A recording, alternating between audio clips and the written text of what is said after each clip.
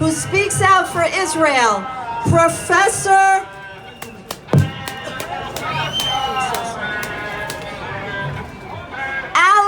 Dershowitz, a Professor Emeritus of Harvard University. Thank you. Thank you very much. I'm here as a proud Zionist to defend the nation that may well be the single most democratic nation on the face of the earth. What other nation has had 5 elections in 4 years? What other nation has weekly, peaceful, orderly demonstrations representing the right of the people to disagree with the government? What other nation allows citizens of its country to come to America and to protest at and near the United Nations, the country that they are citizens of? What other country has as much free speech, as much debate, and as much dissension as the nation state of the Jewish people? I know a little bit about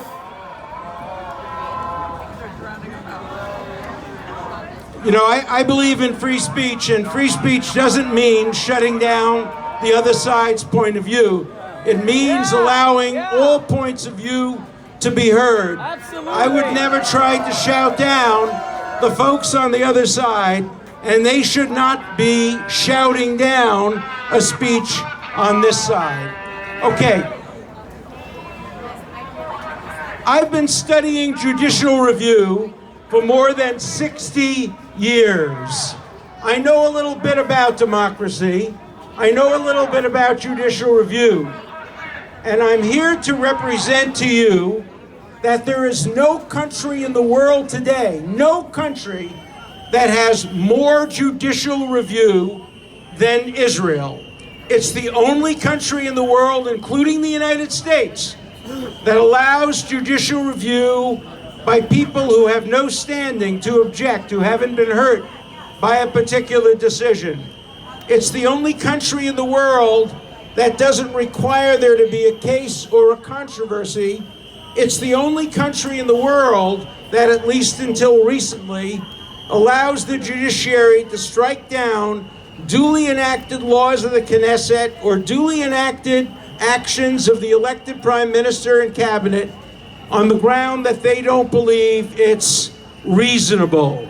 Now, I personally probably disagree with many of you in this audience.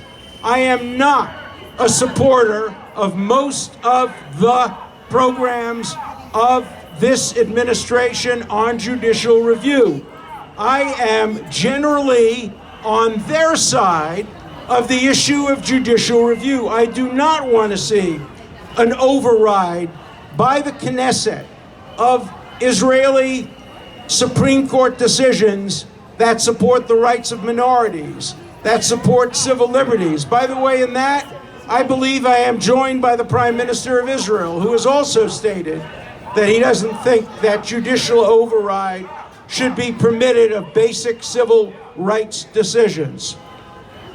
But I am here to tell you that as a student of judicial review around the world, and I guarantee you that I have studied judicial review more than everybody in that other crowd, I can tell you, and this is going to sound strange, that even if Israel were to enact every single bit of judicial protest, of judicial reform suggested by the right-wing government of Israel, even if every single one of them were enacted, which I would disapprove of, Israel would still be among the handful of the most democratic countries in the world.